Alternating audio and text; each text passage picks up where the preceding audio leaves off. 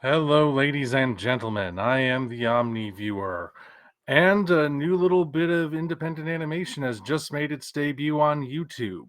That being the pilot for what will hopefully be an animated series entitled Talon. Now, the basic elevator pitch for this, if you haven't heard about it yet, would be imagine if The Land Before Time was mixed with Avatar The Last Airbender and you have something kind of like the groundwork for what Talon is. The basic premise is that in prehistoric times, or maybe it's another planet or something, they're kind of ambiguous at this point.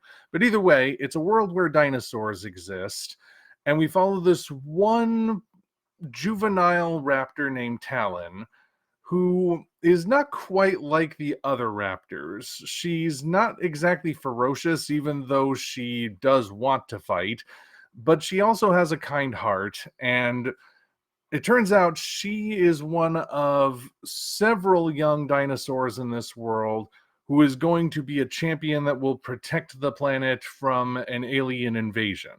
And in order to do this, a elf wizard kind of character not only grants them the power of speech, but also grants them specific powers. And that's our setup. That is the basic idea of what this series is going to be like. The pilot has debuted. It is a full 24-minute long pilot, and it was really good, I gotta say.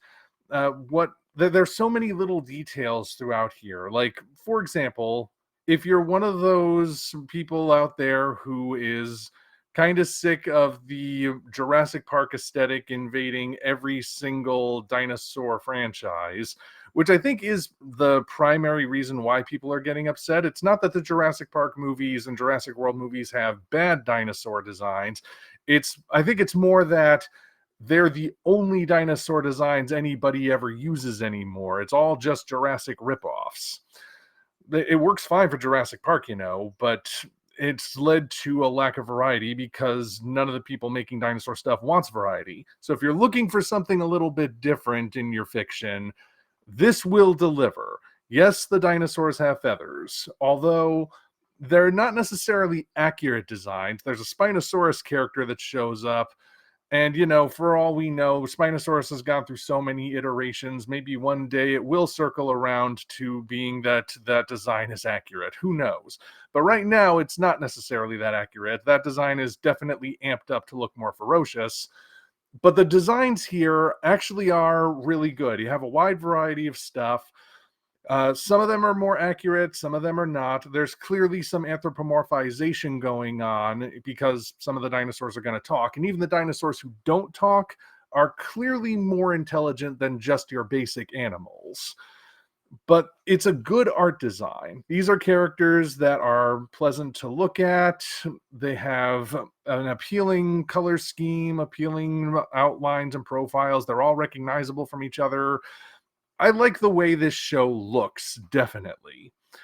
And also, I have to mention the sound mixing that I think is very interesting because obviously our main character dinosaurs are able to talk English, although it's not called English in the series, but whatever. Uh, what's interesting is that when the dinosaurs are not talking, when they're making their animal sounds, their roars, their growls, and everything, something kind of interesting that they do is they have the more animalistic noises, but they mix in hints of the voice actors vocalizing in the speaking voices, kind of mixed in, depending on the vocalization, which I think is a very interesting little touch because it does add that extra little layer to the sound, and it kind of gets your ears used to hearing their voices before you actually hear their voices. A very interesting little touch. I don't know how many other people who are talking about the series have mentioned that, but I definitely noticed it, and I like the way it was done. And of course, the animation itself is very smooth. It's not necessarily, high grade studio version. This is an independent project after all. So don't expect something like you would see in a movie theater or even on TV or streaming or something. But For independent animation, it's really, really good. It's smooth, it's not choppy at all. The characters move naturally. There was never anything that stood out to me as looking unnatural. Technically speaking, Talon's pilot is really good. And as the series continues, I'm sure the animation and all the other technical side of it will get better. So, definitely from a technical standpoint, Talon has succeeded. There is no question about that.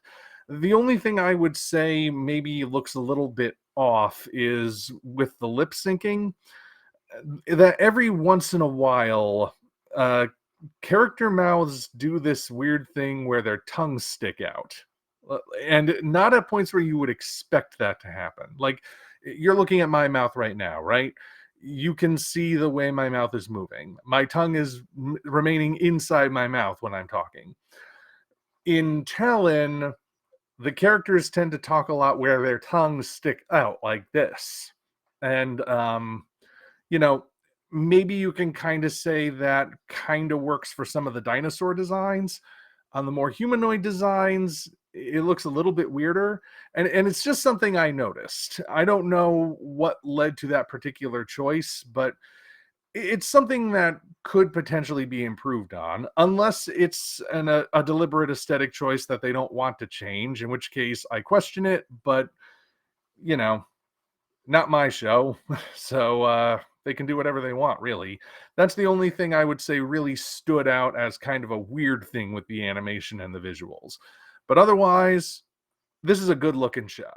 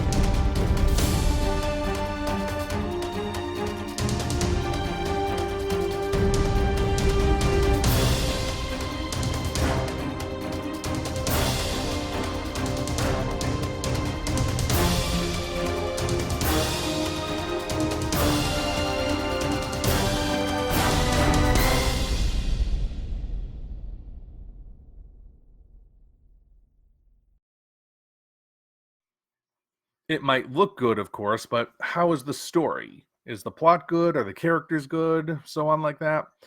Well, in terms of plot, the pilot has to do a lot. It's got to introduce different characters, including the protagonist. It's got to establish some world building. It's got to set the stakes and so on. And a common thing you're probably going to hear people say is that the pilot feels like it moves very quickly.